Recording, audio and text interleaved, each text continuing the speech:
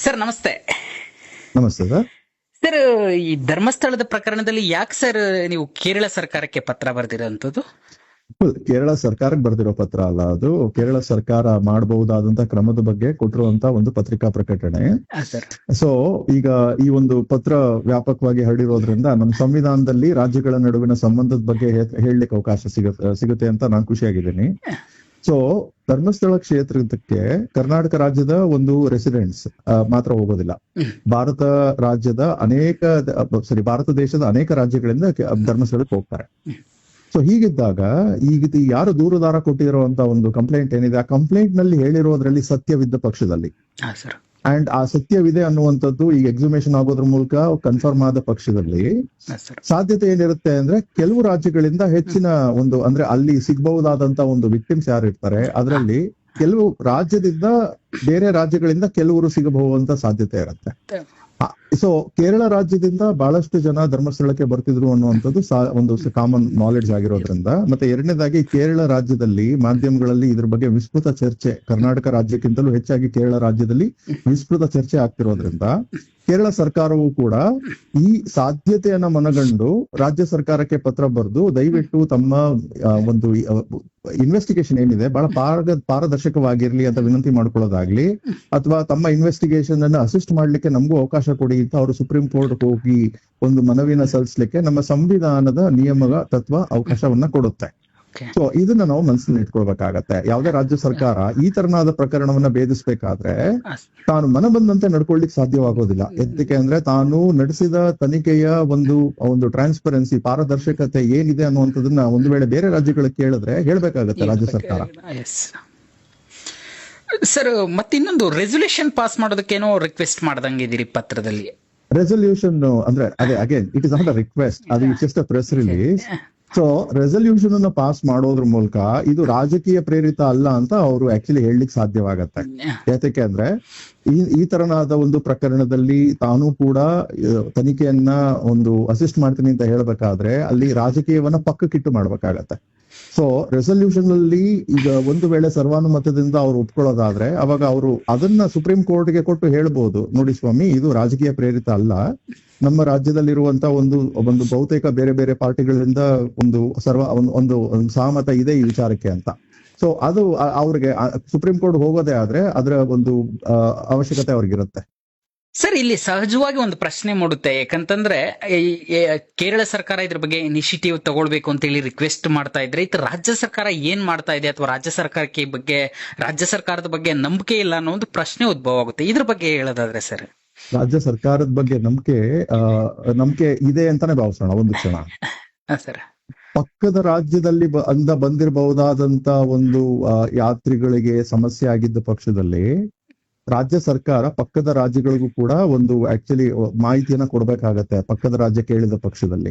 So ರಾಜ್ಯ ಸರ್ಕಾರದ ಮೇಲೆ ನಂಬಿಕೆ ಅಥವಾ ಅಪನಂಬಿಕೆಗಿಂತಲೂ ಹೆಚ್ಚಾಗಿ ರಾಜ್ಯ ಸರ್ಕಾರ ಮಾಡುವಂತ ಒಂದು ಪ್ರಯತ್ನದಲ್ಲಿ ಪಾರದರ್ಶಕತೆ ಎಷ್ಟರ ಮಟ್ಟಿಗೆ ಇರಬೇಕು ಅಂದ್ರೆ ನೆರೆ ರಾಜ್ಯಗಳು ಒಂದ್ ವೇಳೆ ರಾಜ್ಯ ಸರ್ಕಾರಕ್ಕೆ ದಯವಿಟ್ಟು ಇದ್ರ ಬಗ್ಗೆ ಏನಾಗ್ತಿದೆ ಅಂತ ಮಾಹಿತಿಯನ್ನ ಕೊಡಿ ಅಂತ ಹೇಳಿದಾಗ ರಾಜ್ಯ ಸರ್ಕಾರ ಕೊಡುವಂತ ಪರಿಸ್ಥಿತಿಯಲ್ಲಿ ಇರ್ಬೇಕು.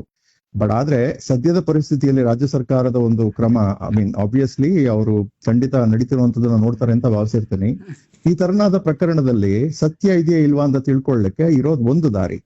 ಆ ಒಂದು ದಾರಿ ಏನಂದ್ರೆ ಆತ ದೂರನ್ನ ದಾಖಲಿಸಿದ ಮರುಕ್ಷಣವೇ ಆತನನ್ನ ಕರ್ಕೊಂಡೋಗಿ ಎಲ್ಲಪ್ಪ ನೀನು ಊತ ಹಾಕಿದ್ಯಾ ತೋರ್ಸು ಅಂತ ಹೇಳಿ ಆತ ಹೇಳಿದ್ದ ಜಾಗಗಳಿಂದ ಹೊರ ತೆಗೆಯುವಂಥದ್ದು. ಒಂದು ವೇಳೆ ಅವನು ಮಾಡಿದ ದೂರಿನಲ್ಲಿ ಸತ್ಯ ಇದ್ರೆ, ಅವ್ನು ಮಾಡಿದ ದೂರಿನಲ್ಲಿ ಸತ್ಯ ಇಲ್ಲ ಅನ್ನೋದಾದ್ರೆ ಎಕ್ಸ್ಪೋಸ್ ಮಾಡ್ಲಿಕ್ಕೂ ಅದೇ ಅವಕಾಶ ಬೇಕಾಗತ್ತೆ. ನೀವು ಆತನನ್ನ ಮಾರನೇ ದಿನವೇ ಕರ್ಕೊಂಡು ಹೋದಾಗ ಆತ ಒಂದ್ ವೇಳೆ ಹೇಳಿದ ಜಾಗದಲ್ಲಿ ಏನು ಸಿಗದೆ ಹೋದಾಗ ಆತನ ವಿರುದ್ಧ ನೀವು ಮೊಕದ್ದಮೆಯನ್ನ ದಾಖಲಿಸಬಹುದು, ನೀನು ಸುಳ್ಳು ಹೇಳ್ತಿದ್ದಿ ಅಂತ.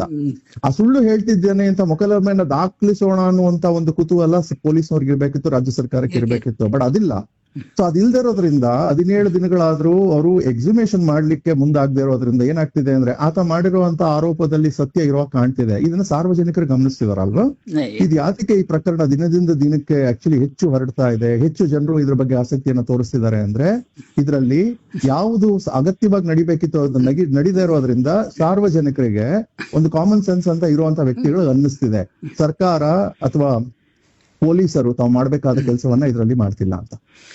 Sir, apart from your request press release ಬಿಟ್ಟು ಮಾತಾಡೋದಾದ್ರೆ, ಈ ರೀತಿಗೆ ಲೇಟ್ ರಿಪೋರ್ಟೆಡ್ ಅಂದ್ರೆ ಕೊಲೆ ಇರ್ಬೋದು ಅಥವಾ ರೇಪ್ ಕೇಸ್ಗಳಿರ್ಬೋದು, 1 ಇಯರ್ ಅಥವಾ ಸುಮಾರು ವರ್ಷಗಳಾದ್ಮೇಲೆ ಲೇಟ್ ಆಗಿ ರಿಪೋರ್ಟ್ ಆಗುವಂತ ಪ್ರಕರಣಗಳಲ್ಲಿ ಕನ್ವಿಕ್ಷನ್ ರೇಟ್ ತುಂಬಾ ಕಡಿಮೆ ಇರುತ್ತೆ ಅಂತ ಅನ್ನೋ ಸಿಚುವೇಶನ್ ಇರುವಂತದ್ದು.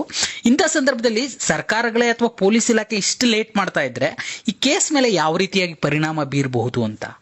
ಒಂದು ಕನ್ವಿಕ್ಷನ್ ಬಗ್ಗೆ ಮಾತನಾಡುವಂತದ್ದು, ಈಗ ಇವ್ರು ಇಷ್ಟೊಂದು ತಡ ಮಾಡ್ತಿರ್ಬೇಕಾದ್ರೆ ಕನ್ವಿಕ್ಷನ್ ಬಗ್ಗೆ ಮಾತನಾಡ್ಲಿಕ್ಕೆ ಶುರು ಮಾಡಿದ್ರೆ ಏನಾಗುತ್ತೆ ಅಂದ್ರೆ ಅದು ಸ್ವಲ್ಪ ಆಭಾಸಯಾಕ ಆಗತ್ತೆ. ಅಂದ್ರೆ ತನಿಖೆನೇ ಸರಿಯಾದ ರೀತಿಯಲ್ಲಿ ಶುರುವಾಗಿಲ್ವಲ್ಲ. ತನಿಖೆ ಶುರುವಾಗಿದೆ ಅಂತ ಯಾವಾಗ ಹೇಳ್ತೀರಿ? ಈಗ ನಾನೊಂದು ಎಕ್ಸಾಂಪಲ್ ಕೊಡ್ತೀನಿ. ಯಾರಾದ್ರೂ ಪೊಲೀಸ್ ಸ್ಟೇಷನ್ಗೆ ಒಬ್ಬ ಹೋಗ್ತಾನೆ, ಜೇಬ್ನಲ್ಲಿ ಸ್ವಾಮಿ ನಾನು ಗೋಲ್ಡ್ ವಾಚ್ ಅನ್ನ ಕದ್ದಿದ್ದೀನಿ, ಜೇಬ್ನಲ್ಲಿ ಇದೆ ಅಂತ ಆತ ಪೊಲೀಸ್ನವ್ರಿಗೆ ಹೇಳ್ತಾನೆ ಅಂತ ಭಾವಿಸೋಣ. ಪೊಲೀಸ್ನವ್ರು ಏನ್ ಮಾಡ್ತಾರೆ ಯಾವಾಗ? ಹೌದಾ, ನೀನು ಗೋಲ್ಡ್ ವಾಚ್ ಕದ್ದಿದ್ಯಾ? ಆ ಕದ್ದಿರೋ ವಾಚ್ ನಿನ್ ಜೇಬ್ನಲ್ಲಿ ಇದೆಯಾ? ಹಾಗಿದ್ರೆ 1 ನಿಮಿಷ ತಡಿ ಅನ್ಬಿಟ್ಟು ಇಬ್ರು ವಿಟ್ನೆಸಸ್ ಅನ್ನ ಕರೆಸ್ಬಿಟ್ಟು ವಿಟ್ನೆಸಸ್ ಎದುರಿಗೆ ಹೇಳ್ತಾರೆ ಪೊಲೀಸು, ದಯವಿಟ್ಟು ಹೊರಗೆ ತೆಗಿ ಅಂತ ಹೇಳ್ತಾರೆ. ಅವ್ನು ಹೊರಗೆ ತೆಗಿದೆ ಹೋದ್ರೆ ಅವರೇ ಕೈ ಹಾಕಿ ತೆಗಿತಾರೆ. ಇಷ್ಟು ಸರಳವಾದ ಪ್ರಕರಣವನ್ನ ಇವರು 17 ದಿನಗಳಾದ್ರೂ ಕೂಡ ಆತ ಹೇಳಿರೋದ್ರಲ್ಲಿ ಸತ್ಯ ಇದೆಯಾ ಇಲ್ವಾ ಅಂತ ತಿಳ್ಕೊಳ್ಳಿಕ್ಕೆ ಆತನನ್ನ ಜಾಗಗಳಿಗೆ ಕರ್ಕೊಂಡೋಗಿ ಎಕ್ಸುಮೇಷನ್ ಯಾತಕ್ ಮಾಡ್ತಿಲ್ಲ?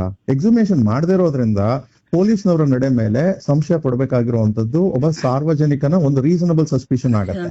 ಅಂಡ್ ಪೊಲೀಸ್ನವ್ರು ಏನು ಮೇಲಿಂದ ಉದ್ರಿದಾರ? ಏನು ಓದ್ತಾ ಇದಾರೆ ಅವರು? ಯಾವ ಕಾನೂನು ಓದ್ತಾ ಇದಾರೆ? ಕ್ರಿಮಿನಲ್ ಪ್ರೊಸೀಜರ್ ಕೋಡ್ ಓದ್ತಾ ಇದಾರ? ಇಂಡಿಯನ್ ಪೀನಲ್ ಕೋಡ್ ಓದ್ತಾ ಇದಾರ?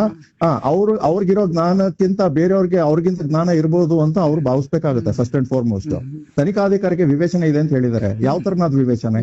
ನೀವು ಒಬ್ಬ ಡಾಕ್ಟರ್ ಅಂತ ಭಾವಿಸೋಣ, ನಿಮ್ ಎದುರಿಗೆ ನಿಮ್ ಬಳಿ ಒಬ್ಬ ಬರ್ತಾನೆ, ಪೇಷಂಟ್ ಬರ್ತಾನೆ, ಸ್ವಾಮಿ ನನಗೆ ಗನ್ ಶಾಟ್ ಗುಂಡಿನ ಏಟು ಬಿದ್ದಿದೆ, ದಯವಿಟ್ಟು ಹೊರಗೆ ತೆಗೀರಿ ಅಂತ. ನನಗೆ ವಿವೇಚನೆ ಇದೆ, ನಾನು 10 ದಿನ ಆದ್ಮೇಲೆ ತೆಗಿದ್ದೀನಿ ಅಂತ ಹೇಳಿದ್ರೆ ಆ ವಿವೇಚನೆಗೆ ಅರ್ಥವೇ ಇರೋದಿಲ್ಲ. ಯಾಕೆಂದ್ರೆ ಅವ್ನು ಬದುಕೋದೇ ಅರ್ಧ ಗಂಟೆ ಆದ್ಮೇಲೆ. ವಿವೇಚನೆ ಬಳಸಬೇಕಾಗಿರುವಂತದ್ದು time is of the essence ನಲ್ಲಿ ಒಂದು ಶೀಘ್ರವಾಗಿ ಬಳಸಿದ್ರೆ ಅದನ್ನ ವಿವೇಚನೆ ಅಂತ ಕರೀತಾರೆ. ಅದನ್ನ ಬಿಟ್ಟು ಈತ ಮಾಡಿದಂತ ದೂರಿನಲ್ಲಿ ಆ ದೊಡ್ಡ ಮಟ್ಟದ ಆರೋಪ ಮಾಡಿದಾನಲ್ಲ, ಆ ಜಾಗಗಳಲ್ಲಿ ಒಂದು ವೇಳೆ ಆರೋಪಿಗಳು ಇದ್ದಂತವ್ರು ಒಂದು ವೇಳೆ ಇದ್ರಲ್ಲಿ ಸತ್ಯ ಇದೆ ಅಂತ ಭಾವಿಸೋಣ, ಆರೋಪಿಗಳಿಗೆ ಅವಕಾಶ ಕೊಟ್ಟಾಗ ಹಾಕ್ತಿಲ್ವಾ? ಎಲ್ಲೆಲ್ಲಿ ಇರ್ಬೋದು ಅಲ್ಲೆಲ್ಲ ಹುಡುಕಿ ಹೊರಗಡೆ ತೆಗ್ಲಿಕ್ಕೆ ಅವಕಾಶ ಕೊಡ್ತಾ ಇಲ್ವಾ ಆರೋಪಿಗಳಿಗೆ? ಏನ್ ಪೊಲೀಸ್ನವರು ಮಾಡಿದ್ದೆಲ್ಲ ಮಾಡ್ತೀವಿ, ನಾವು ಮಾಡೋದೇ ಆಕ್ಚುಲಿ ಸರ್ವಸ್ವ ಅಂತ ಹೇಳುವಂತದ್ದು ಅಧಿಕಾರ ಯಾರು ಕೊಟ್ಟಿದಾರ ಅವ್ರಿಗೆ? ಈ ಪ್ರಜಾಪ್ರಭುತ್ವದಲ್ಲಿ ಏನ್ ಅನ್ಕೊಂಡಿದ್ದಾರೆ ಪೊಲೀಸ್ನವರು? ಅವ್ರು ಮಾಡ್ಬೋದು, ಡಿಸ್ಕ್ರಿಷನ್ ಇದೆ ಅಂತ ಹೇಳ್ತಿದ್ರಲ್ಲ, ಯಾರು ಕೊಟ್ಟರು ಅವ್ರಿಗೆ ಡಿಸ್ಕ್ರಿಷನ್ ಅನ್ನ ಇಂಥ ಕೇಸ್ ನಲ್ಲಿ? 17 ದಿನ ಆದ್ರೂ ಮುಟ್ದೇ ಇರೋ ಹಾಗೆ ಅವ್ರಿಗೇನ್ ಭಯ ಇರೋ ಕಾಣುತ್ತೆ ಎಕ್ಸಿಮಿನೇಷನ್ ಆದ್ರೆ ಏನೇನ್ ಬಂದ್ಬಿಡುತ್ತೆ ಈಚೆಗೆ ಅಂತ. ಖಂಡಿತ ಸರ್. ಮತ್ತೊಂದು ಪ್ರಶ್ನೆ, ಈ ಹಂತದಲ್ಲಿ ಹಿಂದೆ ಸೌಜನ್ಯ ಕೇಸು ಸುಮಾರು ಸರಿ ಕೋರ್ಟ್ಗೆ ಹೋಗಿತ್ತು. ಕೋರ್ಟ್ ನಲ್ಲಿ ಏನೇನೋ ವಾದಗಳಾದವು, ಪ್ರತಿವಾದಗಳಾದವು, ಮತ್ತೆ ಆ ಕೇಸ್ಗೆ ಸಂಬಂಧಿಸಿದಂತೆ ಸಾಕಷ್ಟು ವಿಚಾರಗಳಿದ್ವು. ಈಗ ಇದು ಹೊಸದಾಗಿ ಪ್ರಕರಣ ದಾಖಲಾಗಿದೆ. ಮತ್ತೊಬ್ಬ ತಾಯಿ ಬಂದು ದೂರನ್ನ ಕೊಡ್ತಿದ್ದ, ನನ್ನ ಮಗಳು ನಾಪತ್ತೆಯಾಗಿದ್ಲು 23 ವರ್ಷದಿಂದ ಅಂತ ಹೇಳಿದ್ರು. ಈ ಹಂತದಲ್ಲಿ ಯಾರಾದ್ರೂ ಕೋರ್ಟ್ಗೆ ಅರ್ಜಿಯನ್ನ ಹಾಕಿ ಕೋರ್ಟ್ ಅನ್ನ ಇಂಟರ್ಫಿಯರ್ ಮಾಡೋದಕ್ಕೆ ಆಗೋದಿಲ್ವಾ, ಅಥವಾ ಕೋರ್ಟ್ ನಿಂದ ಆದೇಶವನ್ನ ಮಾಡಿಸೋದಕ್ಕೆ ಆಗೋದಿಲ್ವಾ ಈ ಹಂತದಲ್ಲಿ ಅಂತ? ಒಂದು ಏನಾಗುತ್ತೆ ಅಂದ್ರೆ, ಇದು ಈ ದೂರುದಾರ ಯಾರು ಬಂದಿದ್ದಾನೆ, ಇದು ಅದೇ ಬೃಹತ್ ಆದಂತ ಒಂದು ಇಶ್ಯೂ. ಸೊ ನಾನು ಆ ಇಶ್ಯೂ ಬಿಟ್ಟು ಹೊರಗಡೆ ಅನನ್ಯ ಭಟ್ ಅವರ ಪ್ರಕರಣದ ಬಗ್ಗೆ ಆಗ್ಲಿ, ಸೌಜನ್ಯ ಪ್ರಕರಣ ಬಗ್ಗೆ ಆಗ್ಲಿ ಏನು ಹೇಳಲಿಕ್ಕೆ ಬಯಸೋದಿಲ್ಲ. ಅದಕ್ಕೆ ಅಂದ್ರೆ ಅಲ್ಲಿ ಆ ಒಂದು ಪ್ರಕರಣ ಹೆಚ್ಚು ಕಡಿಮೆ ಮುಗಿದೋಗಿದೆ, ಇನ್ನೊಂದು ಪ್ರಕರಣ ಶುರು ಆಗಿಲ್ಲ. ಸೊ ಹಂಗಿರೋದ್ರಿಂದ ತಾಳೆ ಹಾಕಿ ನೋಡುವಂತದ್ರ ಪ್ರಯೋಜನವಾಗೋದಿಲ್ಲ ಈ ಒಂದು ಪ್ರಕರಣ. And at the end of the day ನೀವು ಬೇರೆ ಬೇರೆ ಪ್ರಕರಣಗಳಲ್ಲಿ ಅವ್ರಿಗೆ ನ್ಯಾಯ ಸಿಗ್ಬೇಕು ಅನ್ನೋದೇ ಆದ್ರೆ ಈ ಪ್ರಕರಣದಲ್ಲಿ ಏನನ್ನ ಮಾಡ್ಲಾಗತ್ತೆ ಅನ್ನೋದನ್ನ ನೋಡಿದ್ಮೇಲೆ ಗೊತ್ತಾಗತ್ತೆ. ಸೊ ಆ ಪ್ರಕರಣಗಳಲ್ಲಿ ನ್ಯಾಯ ಸಿಗೋದಕ್ಕೂ ಮತ್ತೆ ಈ ಪ್ರಕರಣದಲ್ಲಿ ಆಗ್ಬೇಕಾಗಿರೋದಕ್ಕೂ ಯಾವ ತರನ ಸಂಬಂಧ ಇದೆ ಅನ್ನುವಂಥದ್ದು ತನಿಖೆ ಮುಂದುವರೆದ್ರೆ ಮಾತ್ರ ಗೊತ್ತಾಗತ್ತೆ.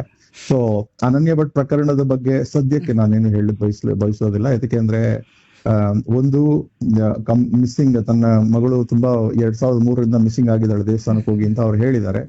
ಅಂಡ್ ಅವ್ರೊಬ್ರೇನ ಇರೋದು ಈ ರೀತಿ ಹೇಳ್ತಾ ಇರೋದು? ಬೇರೆಯವರೆಲ್ಲ ಬಂದು ಹೇಳಲಿಕ್ಕೆ ಅವಕಾಶವಾಗುತ್ತಾ? ಒಂದ್ ವೇಳೆ ಎಕ್ಸಿಮಿನೇಷನ್ ಶುರುವಾದ್ರೆ, ನೋಡಿ ಎಕ್ಸಿಮಿನೇಷನ್ ಶುರುವಾಯ್ತು ಅಂತ ಇಟ್ಕೊಳ್ಳಿ, ಆತ ಹೊರಗೆ ತೆಗ್ದ ಅಂತ ಇಟ್ಕೊಳ್ಳಿ, ಅವಾಗ ಬಹಳಷ್ಟು ಜನ ಬರ್ಬೋದು. ಅಂಡ್ ಎಕ್ಸಿಮಿನೇಷನ್ ಶುರುವಾಯ್ತು, ಆತ ಏನು ತೆಗಿಲಿಲ್ಲ ಅಂದ್ರೆ ಆತನ ಮೇಲೆ ಸುಳ್ಳು ಆರೋಪ ಮಾಡಿದಾನೆ ಅಂತ ಪ್ರಕರಣ ದಾಖಲಿಸಬಹುದಲ್ವಾ? ಸುಳ್ಳು ಆರೋಪ ಮಾಡಿದ್ದಾನೆ ಅನ್ನೋ ಪ್ರಕರಣ ಹಾಕ್ಲಿಕ್ಕೆ ತಯಾರಾಗಿರ್ಬೇಕಿತ್ತು ಪೊಲೀಸ್ನವರು. ಅವನನ್ನ ಕೈಲಿ ಎಕ್ಸಿಮಿನೇಷನ್ ಆತ ಹೇಳಿದ ಸ್ಥಳಗಳಿಗೆಲ್ಲ ಕರ್ಕೊಂಡೋಗಿ ಆತನಿಗೆ ತೆಗಿಯಪ್ಪ ಅಂತ ಹೇಳಿ ಆತ ತೆಗಿಲಾರದಂತ ಒಂದು ಪರಿಸ್ಥಿತಿಗೆ ಅವರು ಸುಳ್ಳು ಆರೋಪ ಮಾಡಿದ್ದಾನೆ ಅಂತ ಒಂದು ಪ್ರಕರಣ ಹಾಕ್ಬೋದಿತ್ತಲ್ಲ, ಯಾತಕ್ಕೆ? ಸೊ ಈ ತರನಾದ ಪ್ರಕರಣದಲ್ಲಿ ಇಷ್ಟು ಸರಳವಾಗಿ ಬಗೆಹರಿಸಬಾದಂತ ಪ್ರಕರಣವನ್ನ ಅವರು ಮೀನಮೇಷ ಎಣಿಸ್ತಿರೋದ್ರಿಂದ ಏನಾಗತ್ತೆ, ಈತನ ದೂರಿನಲ್ಲಿ ಸತ್ಯನೇ ಹೇಳಿದಾನೆ ಅಂತ ಒಂದು ಭಾವಿಸೋ ಅಂತ ಪರಿಸ್ಥಿತಿಗೆ ಜನ ಬರ್ತಿದ್ದಾರೆ ಅಂತ ಹೇಳ್ತೀನಿ. ನಮ್ಗಿರೋ ಮಾಹಿತಿ ಪ್ರಕಾರ ಸರ್, ಎಕ್ಸಿಮಿನೇಷನ್ಗೆ ಕೋರ್ಟ್ ಇಂದ ಇನ್ನು ಪರ್ಮಿಷನ್ ಕೇಳಿಲ್ಲ ಪೊಲೀಸರು ಇದುವರೆಗೂ. ಎಕ್ಸಿಮಿನೇಷನ್ಗೆ ಕೋರ್ಟ್ ಇಂದ ಪರ್ಮಿಷನ್ ಅವಶ್ಯಕತೆ ಬರೋದಿಲ್ಲ. ಯಾಕಂದ್ರೆ ಅದು ಸೆಕ್ಷನ್ 154 ಅಂದ್ರೆ ಹಿಂದಿನ ಕ್ರಿಮಿನಲ್ ಪ್ರೊಸೀಜರ್ ಕೋಡ್ ನಲ್ಲಿ ತನಿಖೆಯ ಒಂದು ಭಾಗವಾಗತ್ತೆ. ಅಂಡ್ ಸೊ ಸುಪ್ರೀಂ ಕೋರ್ಟ್ ಬಹಳಷ್ಟು ಪ್ರಕರಣಗಳಲ್ಲಿ ಹೇಳಿದೆ ಏನಂತ ಅಂದ್ರೆ ಅಪರಾಧಕ್ಕೆ ಒಳಗಾಗಿ ಸತ್ತಂತ ವ್ಯಕ್ತಿಗಳ ಒಂದು ಕಳೆಬರನ್ನ ಹೊರಗೆ ತೆಗೆಯುವಂತದ್ದು ತನಿಖೆಯ ಭಾಗವಾಗುತ್ತೆ, ಇನ್ಕ್ವೆಸ್ಟ್ ಭಾಗವಾಗೋದಿಲ್ಲ. ಇನ್ಕ್ವೆಸ್ಟ್ ಭಾಗ ಏನಂದ್ರೆ ಅಪರಾಧ ನಡೆದಿರ್ಬೋದಾ ಅಂತ ತಿಳ್ಕೊಳ್ಳೋದಕ್ಕೆ ಇನ್ಕ್ವೆಸ್ಟ್. ಸೊ ಮ್ಯಾಜಿಸ್ಟ್ರೇಟ್ ಅವರು ಅನುಮತಿ ಕೊಡೋದು ಇನ್ಕ್ವೆಸ್ಟ್ ಪ್ರಕರಣಗಳಲ್ಲಿ. ಇದು ಇನ್ಕ್ವೆಸ್ಟ್ ಪ್ರಕರಣ ಆಗೋದಿಲ್ಲ, ಇದು ತನಿಖೆಯ ಪ್ರಕರಣ ಆಗತ್ತೆ.